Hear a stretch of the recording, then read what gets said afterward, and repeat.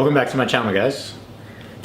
As you all know, Ferns here, and today it's Saturday, the 16th of September, and I'm just chilling. As you can see, got out of the shower not too long ago, and I don't have much to do today. I will be driving some Lyft later on tonight, but I wanted to just take the morning to relax.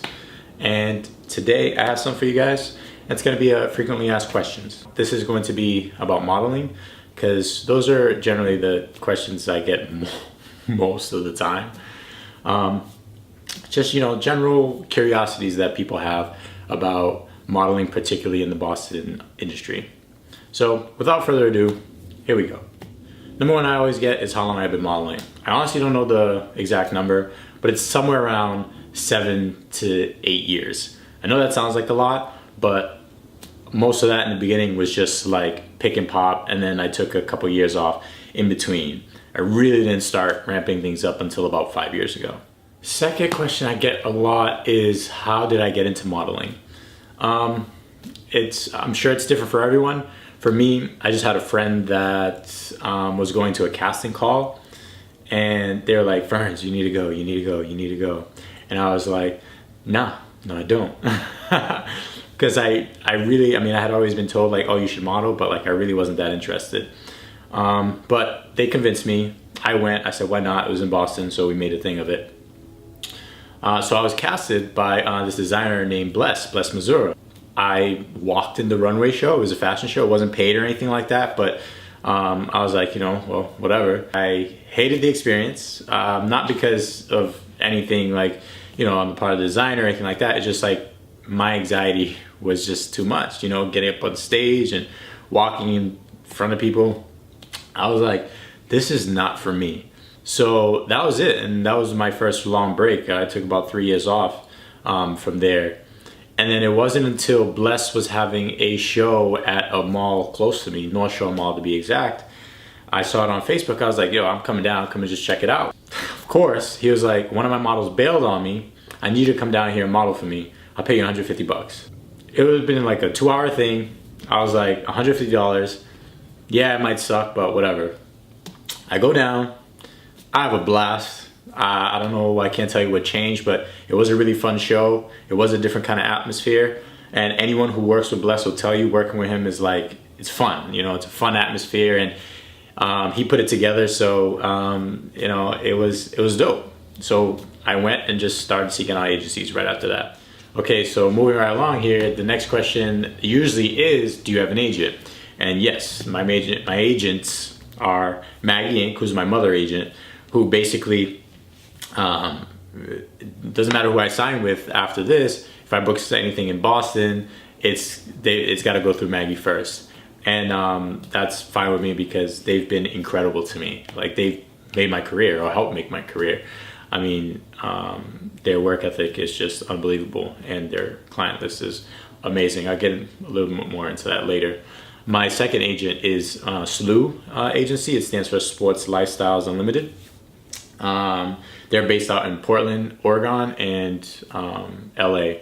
They represent me more so in New York though. So they've got me a couple of jobs there, and they're, like I said, they're a lifestyle and sports agency. So they book me more like anything like sports or of that nature. But yeah, those are my two agents. One of the main questions I get, several of them pertaining about money and how much you can make here in this market. Is there enough work out here to keep you busy? And the answer to that is yes, absolutely. Now, I am lucky enough to fit certain different niches. Number one being athletics, and a lot of my clients include the athletic clients, but the list of clients out here are really, really huge. I'll get to more of that a little bit later. You hear about more, but some of the clients include Saucony, Reebok, Puma, Clark's, Brookstone, and these are just the clients that book me repeatedly. So, not to mention, there are a lot of clients I work with on a one-off basis, or maybe twice a year, something like that. So there is a lot of work to be had out here. It just depends on what your look is, what your fit is, what your talents are. and as well as your availability. A lot of people don't realize that you can't work a full-time job and model. It just doesn't work. You have to be very, very flexible, and that's why I don't do anything else that would not allow me to stop on a dime and go to a casting call or something like that. So this question kind of goes hand in hand with, is there enough work? The question is, are you a full-time model? And really the answer to that is yes and no. I'm pretty sure I speak for everyone in this industry when I say that they don't have just one hustle. Even the supermodels in the industry, they're trying to figure out ways to branch out, whether it's acting or building their own brand. Even if the money is amazing, we're always looking for that outlet, So I also drive Lyft, I also act, and I also blog. So it's just, while modeling takes a priority, and I will stop everything to go to, my casting call or, obviously like my shoot, I don't just sit around and wait for the next modeling job, if that answers your question. Again, about, we talked about how many jobs, to keep you busy, and now we just talked about is it my full-time gig. Now it's like, how much money can I make in this market? Well, currently, as of today, the 15th of September, my billables stand at $25,000. So roughly, I'm at $2,800 a month, and heading into a really busy season. If we projected through December and things stayed the same, we're looking at about $3,600, which isn't bad. It's like entry level, I guess, for most jobs. But to be able to sit here and talk to you guys, and it's, even though it's Saturday, but on a random Monday or Tuesday, to be able to find time to like blog for the day or whatever, it's a very unique opportunity that I'm very grateful for. And a lot of that, again, is thanks to my agent, who works incredibly hard, or I should say agents, who work incredibly hard to keep us busy by way of providing tons and tons of opportunity for us. So speaking of busy seasons, what are they? So they're gonna vary for everyone. For me, last 2 years, my busy seasons were spring and summer. Well, actually, last 3 years.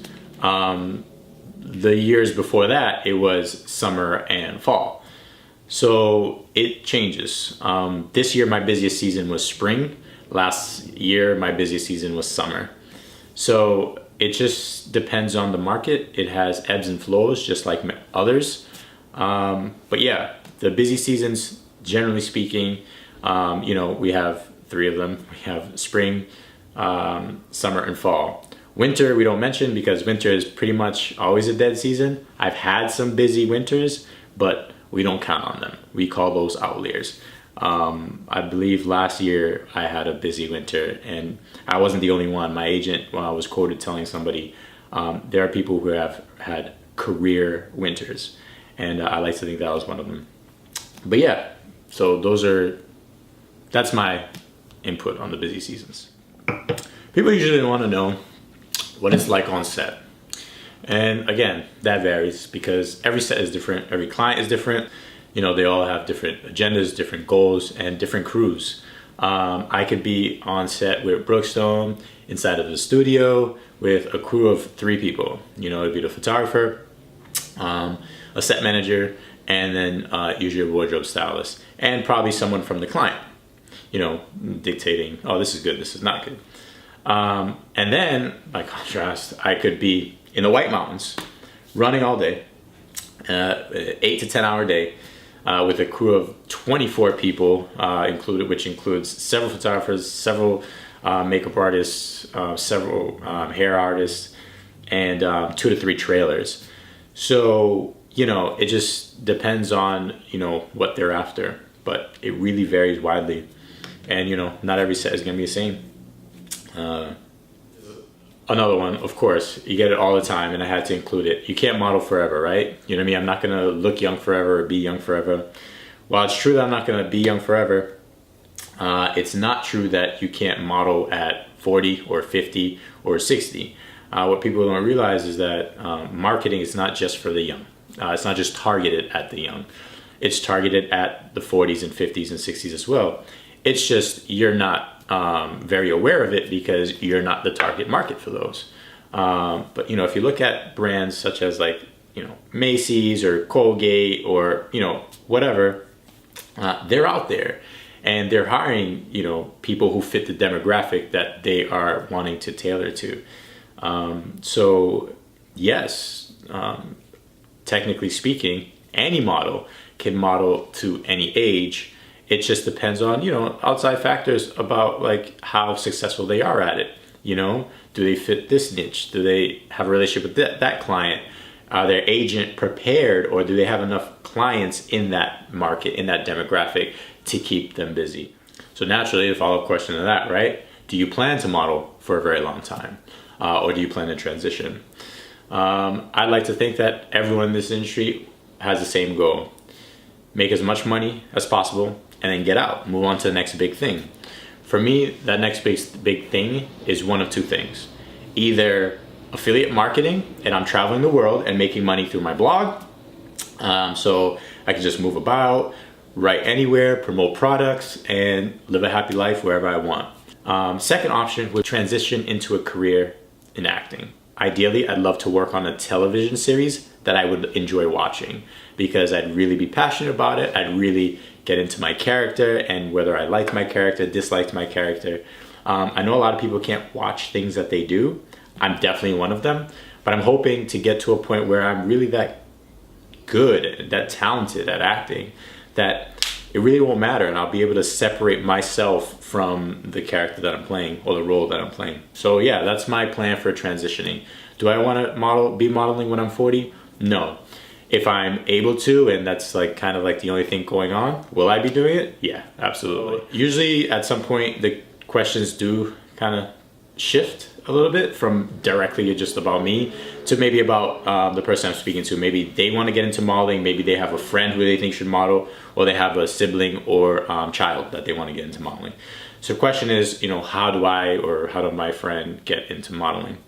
Answer to that is ignore everyone that tells you you need to spend a lot of money. Build a portfolio, hire a photographer, have them take your headshots, this and that and that. No.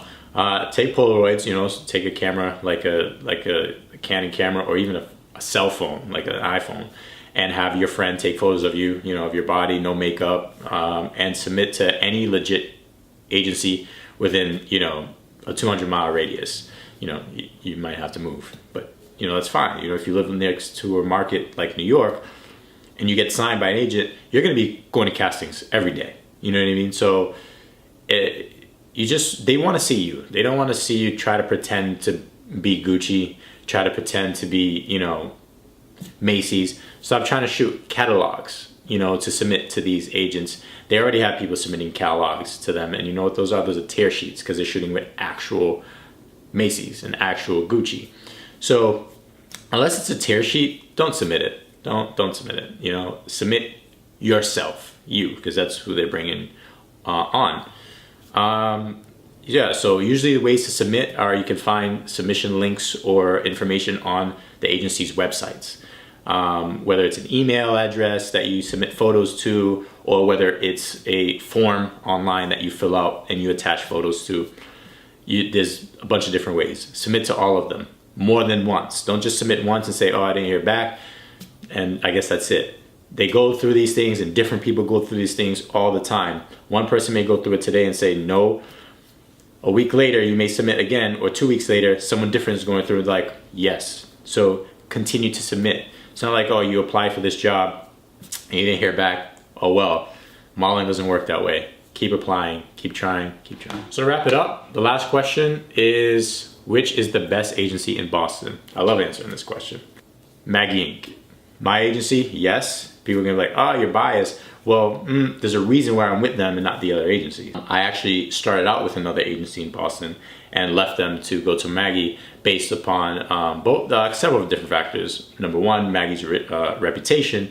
Number two, I just didn't like my situation at the time with that other agents. So why is Maggie the best agency? Okay, well, the most clients, they have over 400 and growing.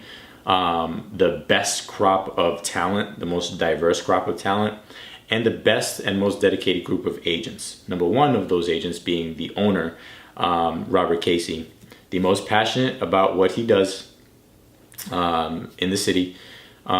He takes it seriously, and he's very, very dedicated, not just to the clients who hire us, but also to the models. He's very appreciative, and he's also just straight up honest. I used to have meetings with Casey and say, I want to get into acting, and he'd be straight up, "Oh, Ferns, do you know how to act? Are you, taking classes?"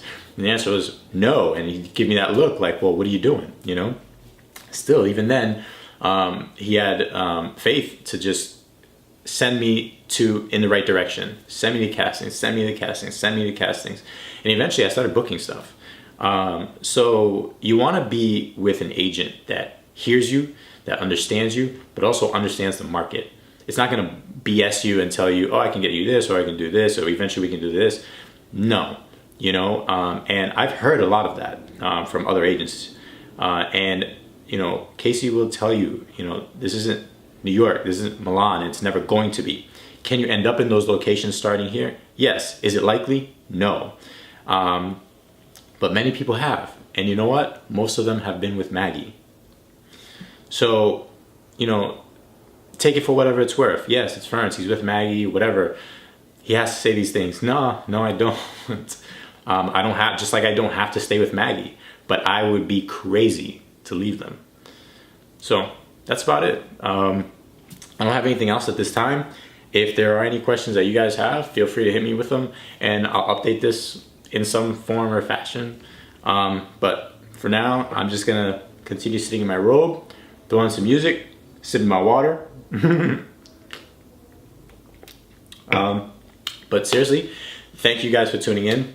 Hope you enjoyed this. Hope it gave you some insight into like what I do for a living, actually, because a lot of even close friends and families don't know. So yeah, I'll be back soon for sure. And that's it for now. Au revoir.